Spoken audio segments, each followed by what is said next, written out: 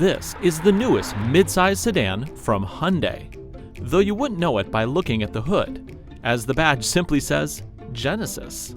Starting at $38,000, the 2015 Genesis sedan is looking to make inroads against premium brands like Audi and BMW. The ingredients are all there, starting with the standard 3.8-liter V6 engine. It's good for up to 29 miles to the gallon thanks to direct injection. And it's not just efficient, it's also powerful, boasting 311 peak horsepower. The model we're driving today is just above base, but it is nicely equipped, with power mirrors, 18-inch alloy wheels, navigation, and an interior befitting a premium sports sedan. Turn on the engine and you quickly realize this car doesn't just look the part, it also sounds the part.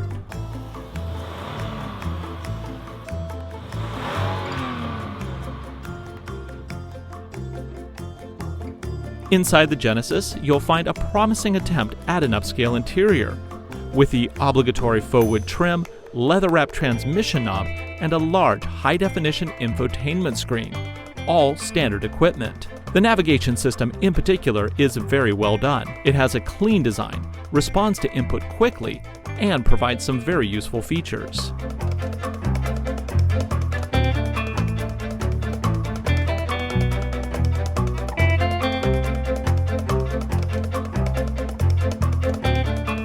Physical buttons are just below the screen, providing fast access to some of the more common functions. Even the aircon uses traditional switchgear, which is a welcome design choice. 12-volt power and USB ports are directly in front of the shifter for easy access. In standard drive mode, the Genesis is a competent sedan.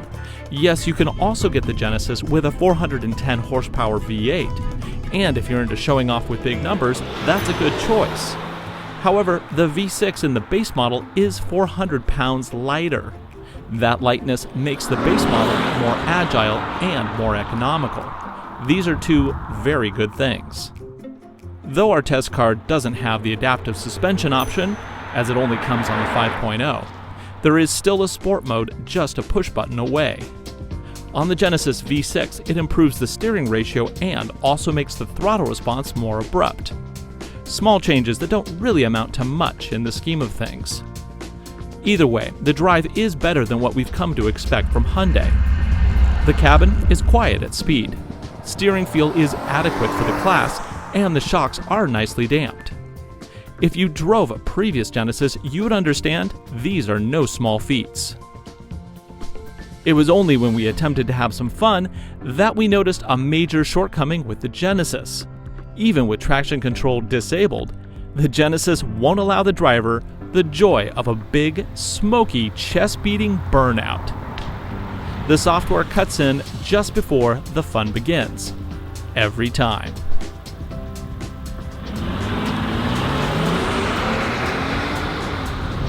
$20, $30, $40, $50, $60. You know, it's pretty peppy. So has Hyundai managed to build a sports sedan that competes squarely with luxury rivals, but costing thousands less? Absolutely.